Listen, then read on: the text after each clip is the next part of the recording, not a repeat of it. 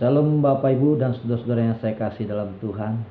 Kita akan merenungkan firman Tuhan dari Roma 6 ayat 23. Sebab upah dosa ialah maut, tetapi kasih karunia Allah ialah hidup yang kekal dalam Kristus Yesus Tuhan kita. Tema yang saya sampaikan adalah Injil punya kuasa menyelamatkan. Injil punya kuasa menyelamatkan. Bapak Ibu yang saya kasih dalam Tuhan, upah dosa adalah maut. Maut itu sama dengan kematian. Maut itu bisa membayangi kehidupan banyak orang. Kematian itu bisa terjadi kapan saja dan di mana saja bisa terjadi. Namun kematian tidak dapat ditawar-tawar. Kematian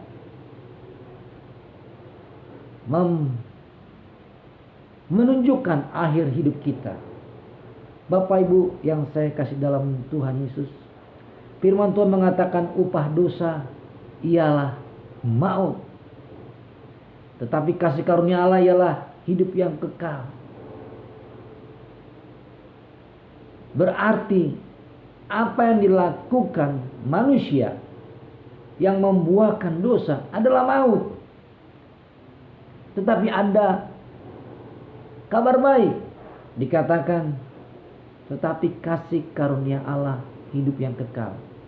Artinya ada harapan yang pasti, ada jaminan yang memberikan kehidupan yang kekal, yaitu kasih karunia dari Yesus Kristus. Maut bisa membawa kebinasaan selama-lamanya, kematian pada akhir hidup kita, dan kematian yang menunjukkan kebinasaan selama-lamanya, artinya keterpisahan dengan Allah selama-lamanya. Tentu sebagai orang percaya tidak berharap untuk mengalami kematian selama-lamanya, tetapi mengalami kehidupan yang selama-lamanya. Boleh jadi orang mengakhiri, boleh jadi orang bisa mengalami akhir hidup di bumi ini, tapi dia mengalami kepastian keselamatan selama-lamanya. Ini yang diharapkan Bapak Ibu dan saudara-saudara. Bapak Ibu yang saya kasih dalam Tuhan Yesus, maut membayang-bayangi dalam kehidupan banyak orang.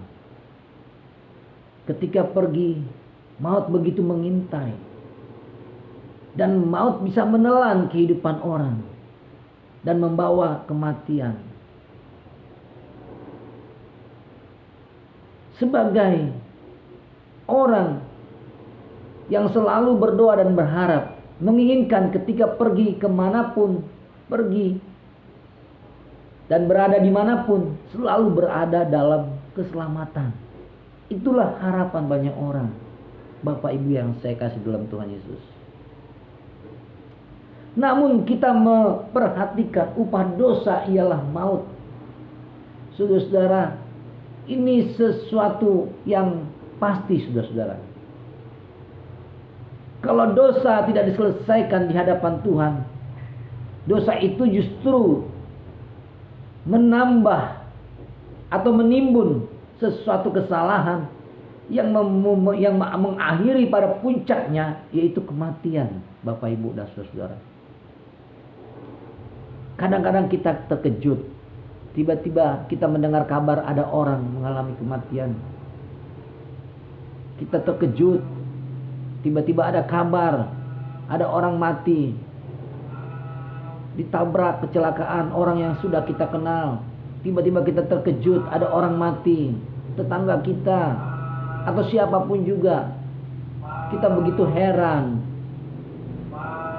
Saudara, ini bukan sesuatu yang mengherankan. Namun perlu diketahui, yang namanya manusia, perlu diketahui ingin umur panjang, saudara. artinya ingin mengalami hidup yang lama di bumi ini. Tidak cepat-cepat berakhir hidup ini. Itu namanya manusia, ingin umur panjang. Makanya sering kalau ada ulang tahun, panjang umurnya, seperti itu nyanyiannya kan. Orang itu ingin punya umur yang panjang. Namun apa daya kalau maut menjemputnya, sehingga tidak terelakkan, dan akhirnya hidupnya tidak lama dan berakhir. Nah, Bapak Ibu dan saudara yang saya kasih dalam Tuhan, firman Tuhan mengatakan dosa itu adalah maut. Ya, benar. Semua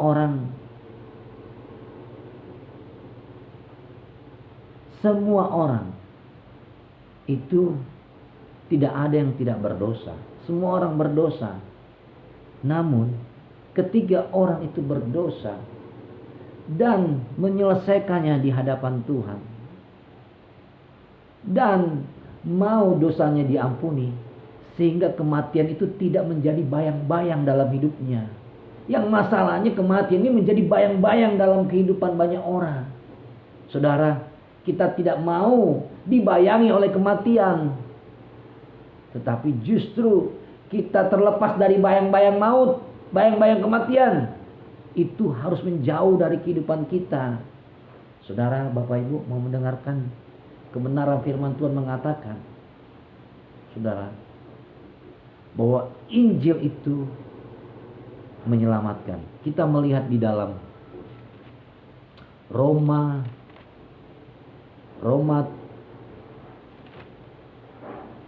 1 ayat 16. Sebab aku mempunyai keyakinan yang kokoh dalam Injil, karena Injil adalah kekuatan Allah yang menyelamatkan setiap orang yang percaya. Pertama-tama orang Yahudi, tetapi juga orang Yunani. Saya ulangi lagi Bapak Ibu dan Saudara. Sebab aku mempunyai keyakinan yang kokoh dalam Injil, karena Injil adalah kekuatan Allah yang menyelamatkan setiap orang yang percaya. Pertama-tama orang Yahudi, tetapi juga orang Yunani. Nah, Injil punya kuasa menyelamatkan. Arti kuasa menyelamatkan adalah menyelamatkan saat ini, sedang, dan akan datang. Jadi Injil punya Injil punya kuasa, punya kekuatan menyelamatkan untuk saat ini, sekarang, dan akan datang. Jadi keselamatan itu keselamatan yang sempurna.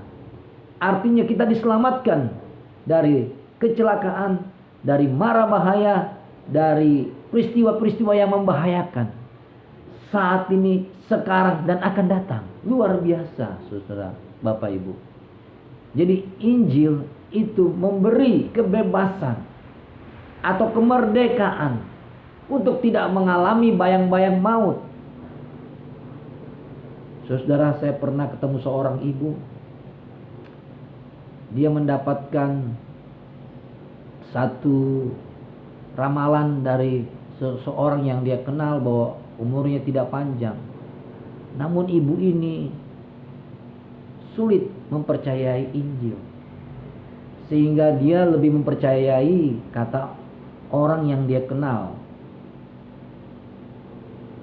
Lalu ibu ini akhirnya meninggal sesuai dengan apa yang disampaikan paranormal itu.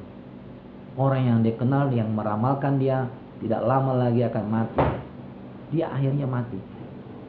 Bapak Ibu, itulah maksud saya. Jangan sampai kehidupan ini dibayang-bayangi oleh maut.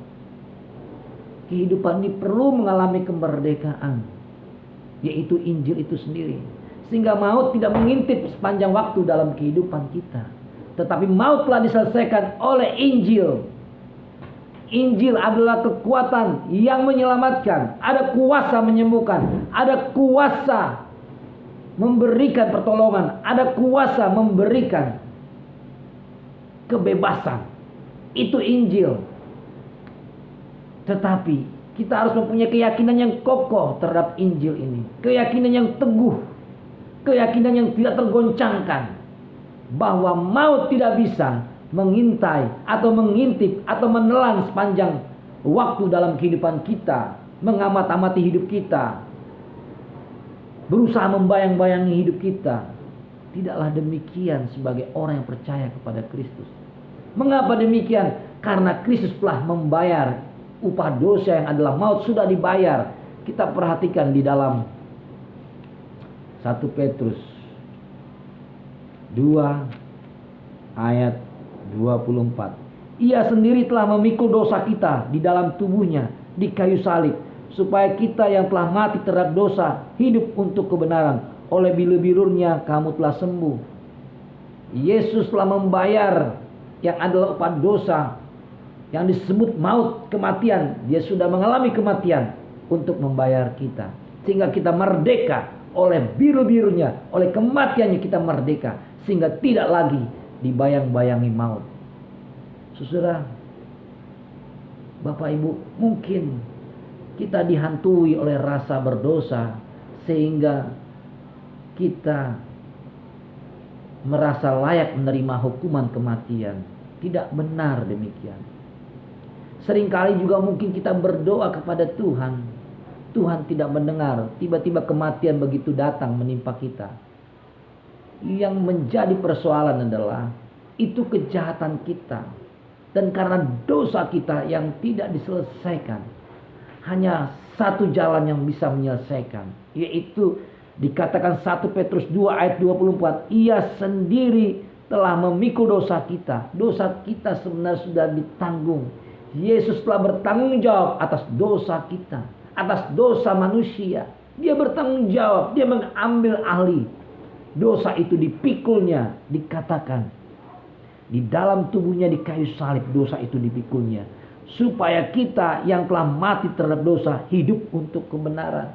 Supaya kita mati terhadap dosa, supaya dosa tidak lagi mendominasi dalam hidup kita, sehingga kita hidup untuk kebenaran. Bapak Ibu yang saya kasih dalam Tuhan, sehingga kita tidak dihantui, tidak diintimidasi, tidak dikuasai oleh rasa takut akan kematian yang menjemput. Saudara, ada seorang yang begitu ketakutan ketika dia mengalami sakit. Dia begitu takut akan kematian. Ini seorang mayor, takut akan kematian yang menjemputnya. Saudara yang saya kasih dalam Tuhan, tidaklah demikian Bapak Ibu. Bagi anak Tuhan, bagi orang yang percaya kepada Yesus, kematian bukanlah sesuatu yang menakutkan. Justru itu mempercepat dia masuk ke surga. Justru itu bagi saya terlalu enak dia masuk ke surga bagi saya. Harusnya memberi kesaksian, menyatakan kebenaran, memberitakan Injil, harusnya melayani Tuhan. Itu bagi saya rugi sekali lah. Hidup sudah diselamatkan langsung dipanggil Tuhan. Enggak seperti itu. Pasti Tuhan memberikan tugas panggilan untuk menyatakan kemuliaan bagi Tuhan. Bapak Ibu yang saya kasih dalam Tuhan, jangan takut dengan maut yang mengancam. Bahwa Injil itu kekuatan Allah yang menyelamatkan. Bukan hanya untuk bangsa Israel, tetapi bagi bangsa-bangsa lain.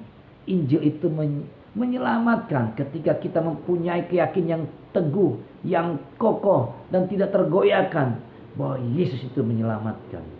Saudara, Bapak Ibu yang saya kasih dalam Tuhan, berapa waktu saya sakit? Sakit ini sepertinya sangat berat. Berapa waktu yang lalu lah, sekarang saya sudah sehat. Sakitnya begitu berat. Dan itu sepertinya saya sesak sekali dan tidak bisa bernapas dengan baik. Dan memang jantung saya terganggu. Kata dokter katanya ada diabetes sedikit. Tapi kok jantung kok merasa nggak enak ya. Merasa seperti tertekan sekali.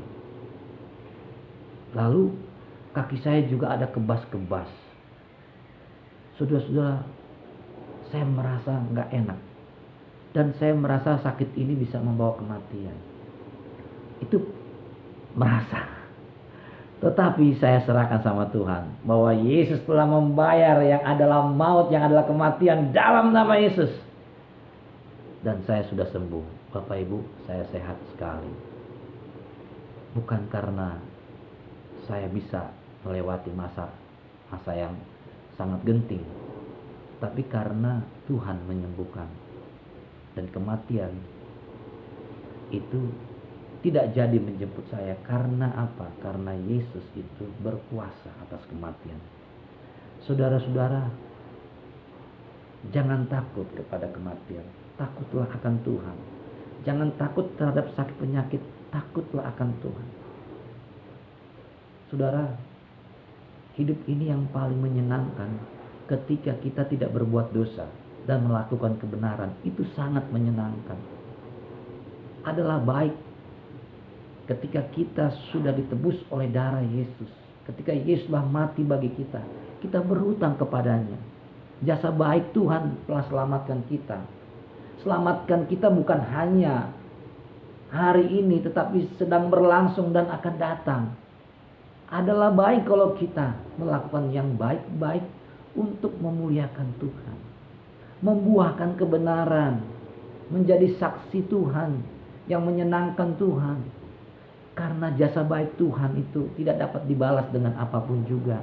Saudara mau balas apa tentang dosa-dosamu yang hutang dosamu yang panjang-panjang itu, kalau tercatat, kalau tertulis terlalu banyak sekali, besar sekali. Kalau saudara mau bayar, saudara membayarnya harus dengan kematian. Kematian bukan hanya kematian saat ini, tapi kematian selama-lamanya. Bisa nggak saudara bayar dengan kematian selama-lamanya? Tak terbayarkan.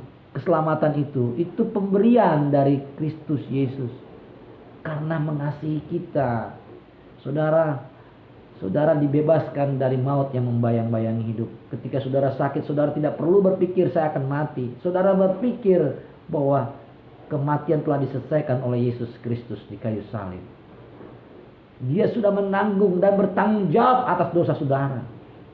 Bukan berarti kita tidak akan pernah mengalami kematian, tapi kalau kita diberikan umur panjang oleh Tuhan, ya kita bersyukur, kita terima. Kalau Tuhan memberikan anugerahnya, ya kita bersyukur. Dan itu memang membuat waktu kita sebagai kesempatan untuk menyatakan kebaikan-kebaikan yang memuliakan Tuhan.